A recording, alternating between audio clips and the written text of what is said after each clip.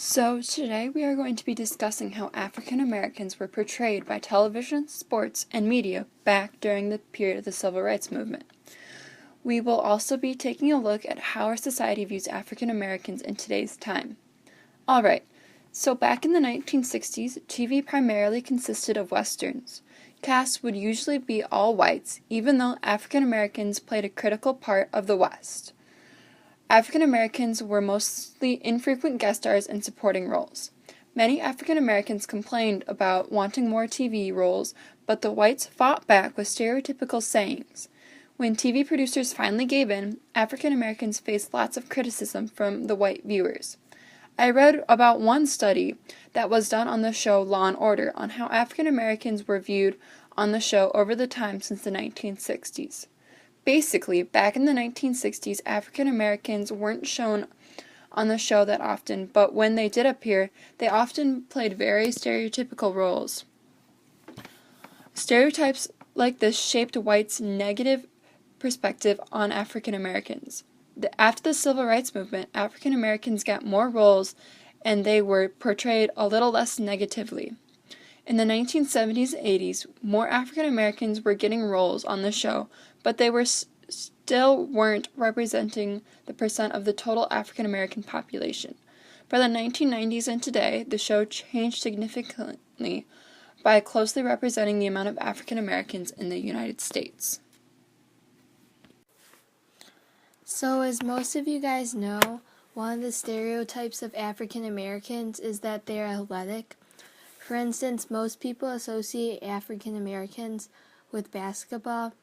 So there's this one movie called Hoop Dreams that tells the story of two young African American males trying to make their way out of the roughest neighborhoods in Chicago through the sport of basketball, and it really represents what a lot of society thinks of African Americans. So going back to Malcolm X's time, there were a good amount of African American athletes, but they weren't treated as well as the other athletes. For example, salary negotiations were almost impossible, while white professional athletes received much higher sports salary pay and they could negotiate for higher wages. So another example pertains to what just has been going on, so the Olympics. So before and during the Civil Rights Movement, African American athletes were allowed to be part of the team, and they won several medals, but when they returned home, they weren't really treated with as much respect as their fellow Olympian athletes, and they had to continue to share separate facilities. So African American medal winners weren't as revered by the media as the white athletes, and so they weren't really treated as well, even though they had the same athletic ability.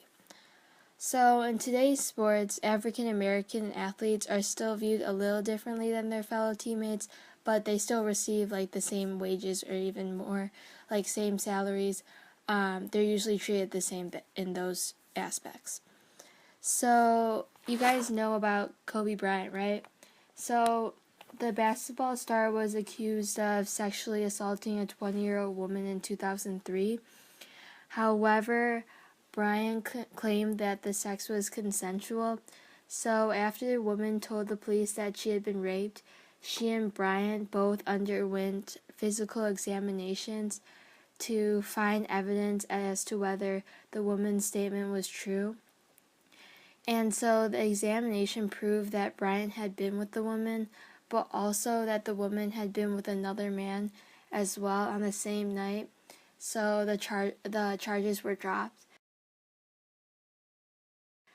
But since the case, Bryant has been scrutinized by the media, and this has caused him to get lots of bad press, even though he didn't even commit any crime.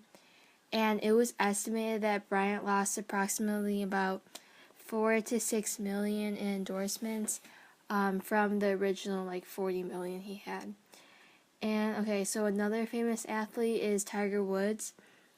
So basically, Tiger Woods, as you all probably know, he had infidelity, and so one press comment declared that Tiger Woods is behaving like a black athlete now, which is really stereotypical and racist because that's obviously not true. And so the stereotype is that like African American athletes have extramarital affairs and they do drugs, even though like this is often not the case.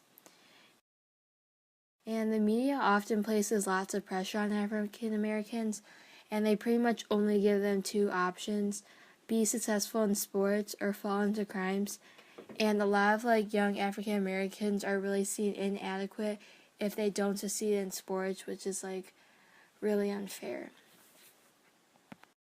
And now on to some TV shows and films. The Nat King Cole Show was a variety show started in November of 1956 and ended 13 months later in December of 1957 after being unable to find a national sponsor. Nat King Cole was a well-known African American who first came into national spotlights in the 1940s with his musical abilities, from creating songs like Straighten Up and Fly Right and The Christmas Song with his musical trio. In 1956, Nat was approached to create a variety show with many different kinds of hilarious sketches on NBC, which was a first for his time. The show originally aired without a sponsor, but NBC agreed to pay for initial production costs. It was assumed that once the show actually aired, advertisers were able to see the sophistication, a national sponsor would emerge. None did, because national companies did not want to upset their customers in the South, who did not want to see a black man on TV or shown in any other than a subservient position.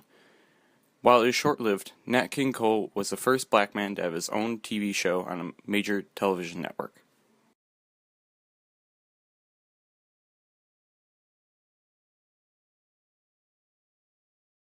Sanford & Son was a sitcom or situational comedy that lasted from 1972 to 1977, featuring Red Fox and Demond Wilson playing a father and son duo. This show was one of America's first successful and popular television shows involving African Americans. While it was very popular, the show did not represent African Americans in a completely positive light. The show was hilarious, with most of its laughter coming from the fact that the father and son duo would try many different and not so intelligent ways to sell scrap that they found to try to make a quick buck.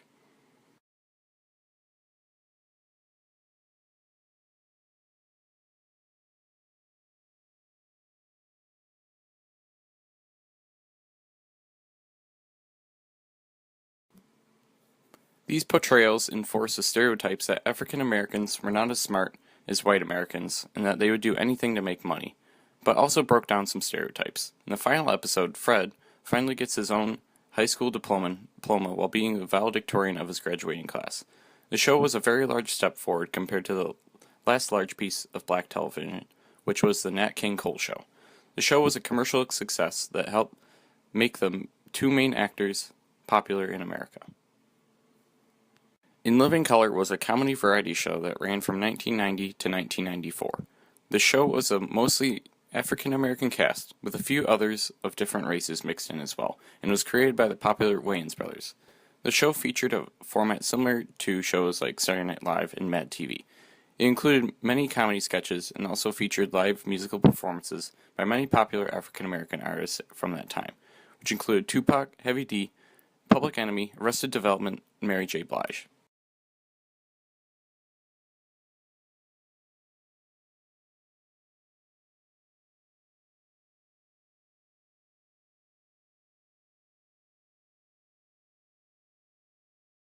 This was one of the first shows in America that celebrated and showed off black culture to the rest of America in a hilarious and entertaining manner.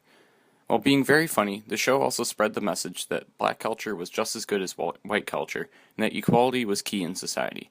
The show was a commercial hit that helped start careers for people like Jim Carrey and Jennifer Lopez, who was one of the show's fly girls, or dancers. The Help is a book and later movie based in Jackson, Mississippi, during the early 1960s. The main character, young Skeeter Fallon, returns back to her hometown after graduating college to become a writer.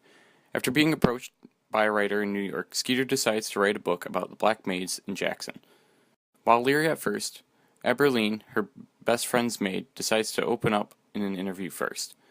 After Eberline, many other black maids participate in the interviews, creating a basis for a wonderful book.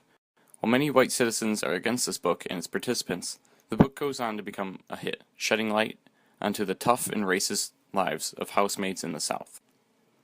While the book was written in 2009 and adapted into a movie in 2011, this is a heartwarming story showing some of the good between blacks and whites in the southern 1960s.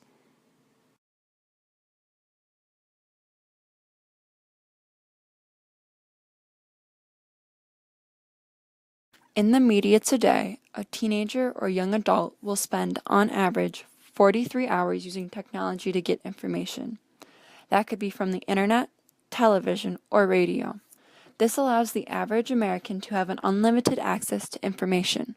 The information is not 100% true, but it will impact the daily lives of everyone.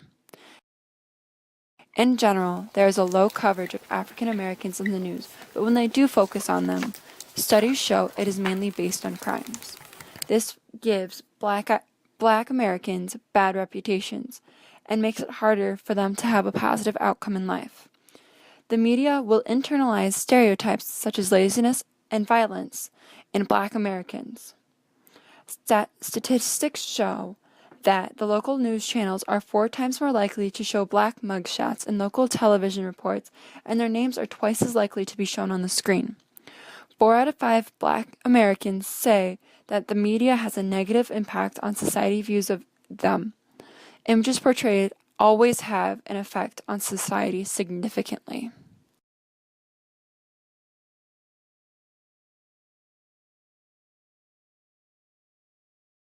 A 1940s doll study shows how people's perspective can be internalized through what a person will hear throughout their life.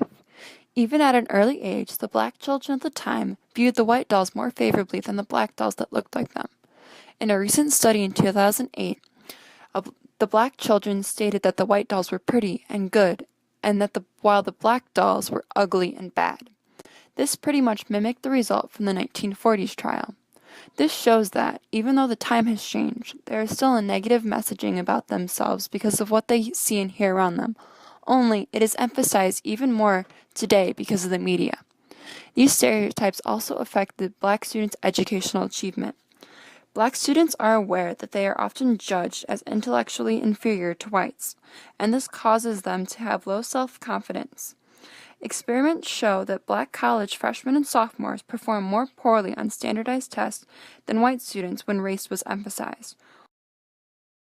But when it was not emphasized, Black students performed better than or equal to the white students.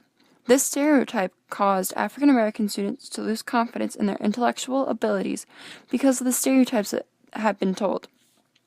One example of judging themselves is shown when a Black teen lunged in a bullying way towards a white man, making him jump. When he was asked why he did it, the student replied, "Well, that's what he thinks about me anyway." He did not care much about what would happen because he already knew from the way that people judge that the white man had already stereotyped him. Overall, the amount of stereotype and racism in the news has decreased, but it has still not gone away completely. Hopefully, one day there will be no more racial injustice in the everyday media.